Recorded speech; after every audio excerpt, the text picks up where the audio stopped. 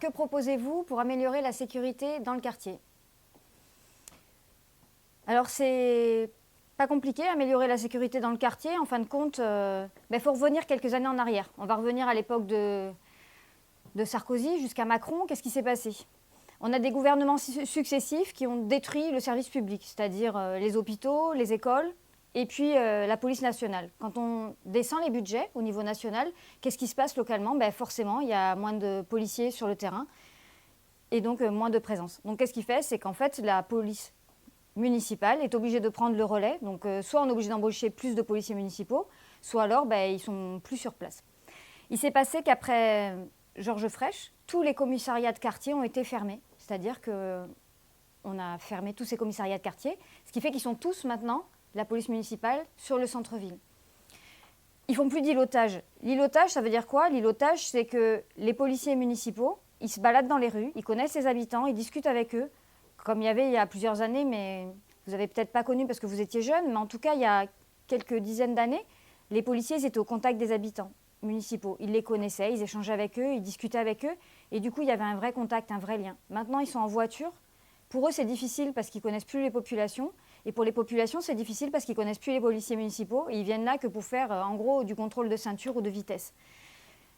Nous, en tout cas, et ce que je porte, c'est autre chose. C'est un vrai lien entre les habitants et la police municipale. La police municipale, en gros, c'est le lien entre les élus, le maire, et les habitants des quartiers. Et c'est eux qui vont faire remonter les informations d'un côté et de l'autre pour faire de l'échange. Donc il faut vraiment recréer un véritable lien social entre les habitants et les élus pour plus qu'il y ait cette espèce de fracture entre les deux.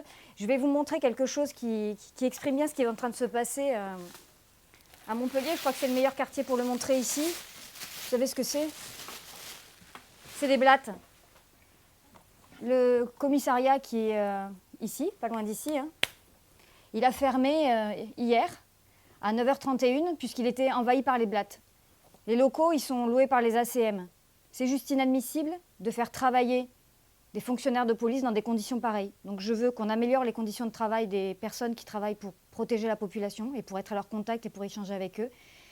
Et puis qu'il y ait un vrai lien social, en tous les cas, entre les habitants et la police municipale. C'est primordial. À la Paillade, on bétonne à Caen des espaces verts.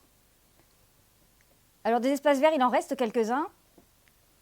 Il reste le lac de la Paillade. Je m'en souviens bien parce que j'étais au collège des Garrigues et j'y ai fait quelques tours puisque quand on était en sport, on allait courir autour du lac. On savait qu'il y avait un endroit pour shunter, pour ne pas faire le tour du lac en entier et qu'on arrivait à couper. En tous les cas, des espaces verts à la Paillade, il y en a. Le problème qu'on a, c'est qu'il y a certains espaces verts qui devraient être des espaces verts, mais qui ont été bétonnés ou qui sont rendus inaccessibles puisqu'il y a des gravats, il y a des poubelles, il y a des abris poubelles. Donc tout ça, ces espaces verts qui manquent alors qu'ils existaient auparavant, il faut les recréer par des décisions qui doivent être politiques. Mais la meilleure décision politique qui existe, c'est celle qui vient des habitants.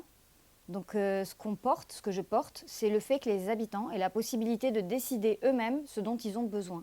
Donc si à la Paillade, les habitants du quartier, ils se réunissent en collectif, ils disent nous, pour notre budget participatif de notre quartier, ce dont on a besoin, c'est d'espaces verts, ou c'est d'un potager, ou c'est d'un espace de jeu pour les enfants, ou c'est, en tous les cas, c'est bien à la population elle-même qui vit dans le quartier de décider ce dont elle a besoin, et c'est certainement pas aux élus qui sont pas forcément dans le quartier et qui connaissent pas exactement les problématiques. C'est bien, moi je pense que l'expertise d'un quartier, elle est détenue par les personnes qui y vivent. C'est pour ça que je veux redonner du pouvoir aux citoyens, d'avoir la possibilité de décider ce qui est bon pour eux et ce dont ils ont envie.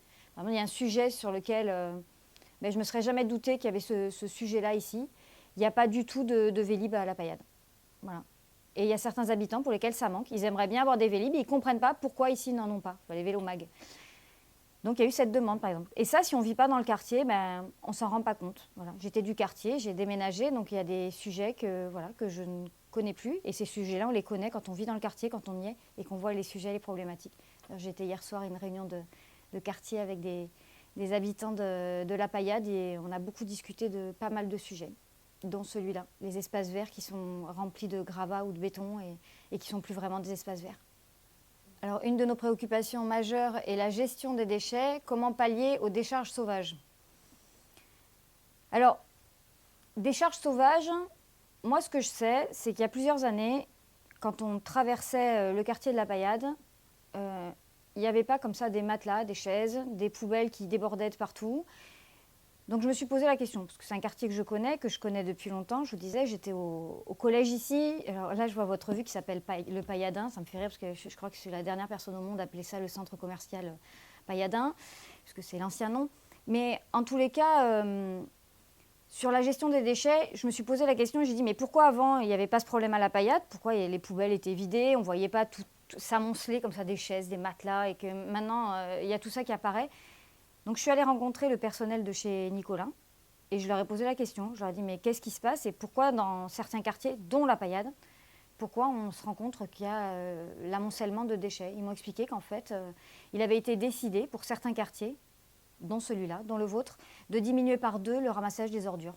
Donc qu'est-ce qui se passe quand on divise par 2 le ramassage des ordures? C'est que forcément les poubelles débordent, il y a du vent, ça passe par-dessus. C'est trop facile d'accuser les gens en disant ah, c'est les gens qui ne font pas attention. Mais quand on n'a pas le choix, quand on ramasse les poubelles qu'un jour sur 2, quand les poubelles sont pleines, qu'elles débordent et qu'il y a du vent et que les choses partent, ou quand il n'y a pas suffisamment de poubelles, forcément on se retrouve avec des décharges sauvages ou des déchets qui traînent partout. C'est un petit peu facile d'accuser les populations quand on ne leur donne pas la possibilité de faire autrement. Voilà, je trouve que là, c'est un vrai sujet et il faut revenir à une... Il n'y a pas de raison qu'il y ait certains quartiers qui soient plus ramassés que d'autres parce que je ne sais pas pour quelle raison on peut invoquer pour dire tel quartier sera ramassé 2 fois par semaine et un autre une seule fois. C'est juste inadmissible. Et puis un sujet dont vous parlerez peut-être tout à l'heure, mais en tout cas, c'est la collecte des déchets pour tout ce qui est tri des déchets, en faisant le tour plusieurs fois, je me rends compte qu'il n'y a pas du tout de poubelle jaune et c'est très compliqué quand on a envie de faire le tri des déchets ici, de le faire. Pourquoi ça serait compliqué ici? Pourquoi on n'offre pas la possibilité aux habitants qui ont envie de le faire comme partout ailleurs? C'est pas normal. Tous les quartiers doivent être traités de la même façon et je pense même qu'il y a des quartiers qui doivent être traités mieux que les autres et c'est ceux qui en ont souffert depuis des années. Alors, comment faire face au chômage et aider à la formation et à l'emploi des jeunes du quartier? Alors, on est ici, à Montpellier, on a un territoire particulier, puisque on est issu d'une ville qui a une histoire qui est longue, une histoire avec la faculté de médecine, avec le jardin des plantes, avec tous les centres de recherche agronomique. Ici, on fait beaucoup de recherches, on fait beaucoup de... La faculté de Montpellier est première au classement de Shanghai, c'est-à-dire que c'est une faculté en recherche en écologie, c'est-à-dire que c'est une faculté qui est très réputée. Elle est première au niveau mondial.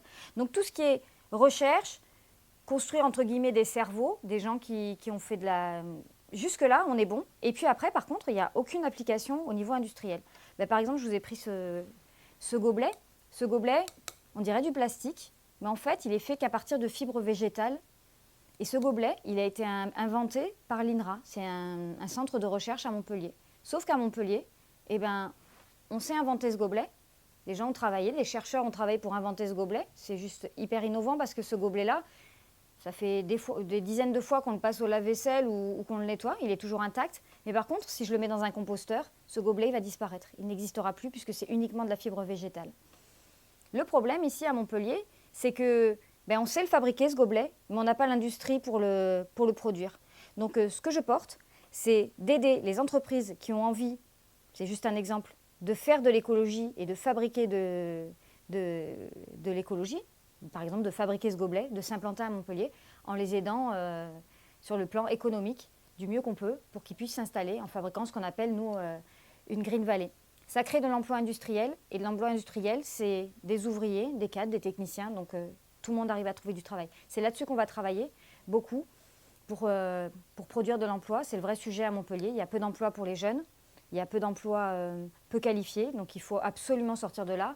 On a 26,6% de taux de pauvreté, il y a beaucoup de gens qui sont en difficulté sociale. Il faut trouver des emplois justement dans le domaine de l'industrie et pas que dans le domaine du tourisme ou autre, qui sont des emplois qui sont extrêmement précaires pour nos jeunes et qui sont souvent très mal payés et souvent des emplois qui sont parfois pas déclarés.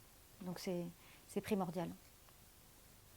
Alors, quels sont les projets qui permettront de décloisonner le quartier au niveau social, culturel, sportif et de le rendre attractif pour les entreprises? Alors, il y a eu déjà quelque chose qui a été fait avec Parc 2000, qui est juste à côté de chez vous, hein, pour le territoire attractif pour les entreprises. Le seul souci, je pense, de Parc 2000, c'est qu'en fait, on s'est retrouvé avec un quartier qui est celui de la Paillade, que je connais depuis longtemps. Finalement, on se rend compte que année après année, on a cloisonné, on a enfermé ce quartier, puisque la route qui traversait avant, qu'on prenait tous pour traverser le quartier, on ne la prend plus. Avec Parc 2000, ça a complètement enfermé le quartier, en fait, derrière ces routes-là, et plus personne, à la limite, ne traverse le quartier, alors qu'avant, on le traversait volontiers pour aller au marché ou autre. Donc il faut vraiment rouvrir ce quartier. Il y a quelque chose qui est profondément important pour moi, c'est le stade de la Mosson, qui doit rester ici. Pourquoi il doit rester ici, ce stade? Parce que ce stade, il fait de l'attractivité, de l'animation. Les gens viennent à la Paillade. Quand les gens ne viendront plus, c'est juste pour moi quelque chose de catastrophique. Il faut que les gens prennent l'habitude de venir ici et de se rendre compte à quel point il y a de la vie. Il y a un marché chouette avec tout un tas de choses à vendre. Il y a de la vie, il y a des gens à rencontrer qui sont porteurs de diversité. Et tout ça, il faut le faire vivre. Mais pour le faire vivre, pour ne pas s'enfermer sur soi-même, il faut obliger, entre guillemets, les personnes à venir. Le stade, c'est le meilleur moyen de commencer à les faire venir. C'est pour ça que ce stade de la Mosson, non seulement je veux qu'il reste là où il est, mais en plus, ce que je porte et ce que je souhaite faire, c'est y développer des choses culturelles, sportives au niveau des concerts. Donc là, vraiment, il y a des jeunes autour de moi, je vous lance la perche pour inventer des choses. Je veux qu'on, collectivement, en tout cas, que les habitants du quartier et que les habitants de Montpellier, tous ceux qui font de la culture, tous ceux qui ont envie de... J'ai déjà eu des relations avec des gens qui font du hip-hop. On peut imaginer tout un tas d'activités, des festivals, voilà, tout ce que vous voulez. Il faut imaginer des choses à construire pour créer justement, dans le stade de la Mosson, une vraie dynamique pour que les gens viennent, certes, pour voir des matchs de foot, mais pour y faire autre chose, y passer des bons moments et se dire « T'as vu cette dynamique qui est à la Paillade?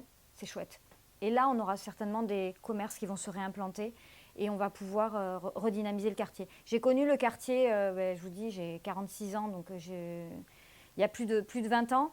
On n'était pas du tout dans la même situation. C'était un quartier qui n'était pas tel qu'il est maintenant. Moi, j'ai le sentiment que c'est un quartier qui devient petit à petit, qui est abandonné de tout le monde. Et enlever le stade, ça serait juste la catastrophe quand on voit que les services publics sont déjà en train de partir. Donc vraiment, c'est primordial de garder ce stade à cet endroit-là. Génial.